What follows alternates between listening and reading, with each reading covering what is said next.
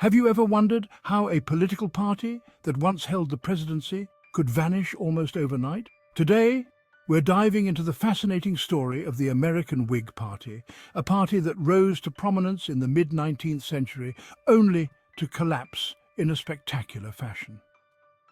We'll explore three major theories behind this dramatic downfall, uncovering the reasons that led to the Whigs' demise. Imagine a political party that had the power to shape a nation, but within a few short years, it was gone. What could lead to such a rapid decline? The story of the Whig Party is a riveting example of how internal divisions and external pressures can dismantle even the most promising movements. To truly understand the fall of the Whig Party, we need to look at its origins. Formed primarily in opposition to President Andrew Jackson and his Democratic Party, the Whigs brought together former national Republicans and remnants of the Federalist movement. They advocated for a strong national government and the continuation of a national bank, seating 4 presidents during their existence. Yet, despite these achievements, the party couldn't hold together. Lack of unified ideology. One of the most compelling explanations for the Whig Party's collapse is its lack of a cohesive political ideology. From its inception, the party was a coalition of diverse interests with no unifying principle. Historians like Gallatin noted, of all the parties that have existed in the United States, the famous Whig Party was the feeblest in ideas. The Whigs were divided into 2 main factions: the conscience Whigs in the North, who opposed slavery, and the cotton Whigs in the South, who prioritized economic policies over the slavery issue. This internal division made it difficult for the party to present a united front. While the Democrats had a strong, disciplined organization, the Whigs struggled with factionalism.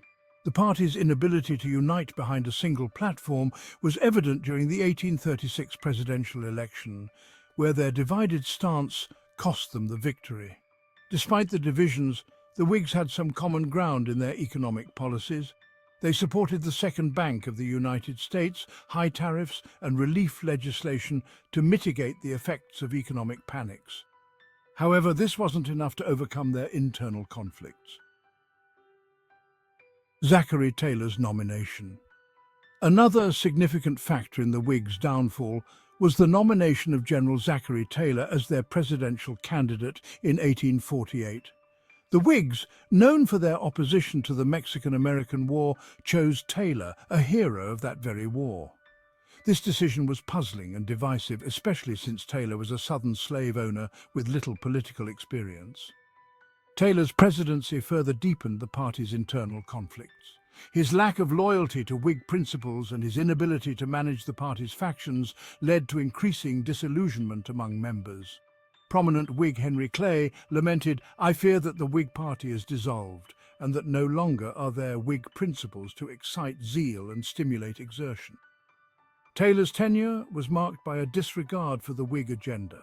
His non-partisan stance and hostility towards his own party deepened existing fractures. The Whigs' gamble on Taylor's celebrity and broad public appeal backfired, further weakening the party's cohesion.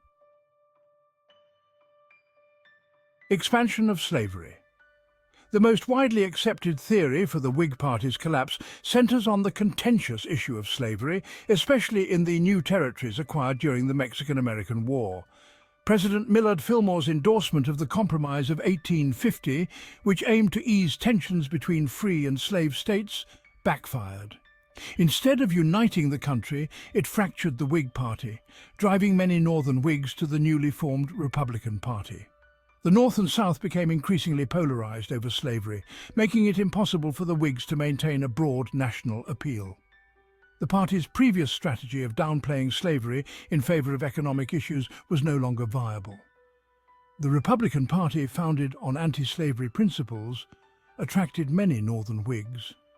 Figures like Abraham Lincoln, who started as a Whig, found a new political home in the Republican Party, further depleting Whig ranks. Beyond these 3 main theories, several internal struggles and political missteps contributed to the Whig Party's downfall. The Whigs were often seen as elitist businessmen and bankers out of touch with the common voter. This perception alienated many potential supporters, particularly in a political climate increasingly dominated by populist sentiments. The Whigs failed to adapt to the rapidly changing political landscape. As the nation's focus shifted towards the issue of slavery, the Whigs' emphasis on economic policies seemed increasingly out of touch. The passage of the KansasNebraska Act in 1854, which allowed new territories to decide on the legality of slavery themselves, further splintered the Whig Party. Northern Whigs opposed the act, while Southern Whigs supported it, exacerbating internal divisions. The Whig Party's collapse was not due to a single issue, but a combination of ideological differences, poor leadership choices, and the inability to address the nation's most pressing social problem, slavery. By the mid-1850s, the party had lost its political relevance, overshadowed by the rise of the Republican Party. The Whig story serves as a powerful reminder of the importance of unity and clear ideological direction in political movements. It also highlights how deeply divisive issues like slavery can reshape the political landscape, leading to the rise and fall of entire parties. If you found this analysis intriguing, don't forget to like, subscribe, and hit the notification bell for more deep dives into the fascinating stories of history's most influential political movements.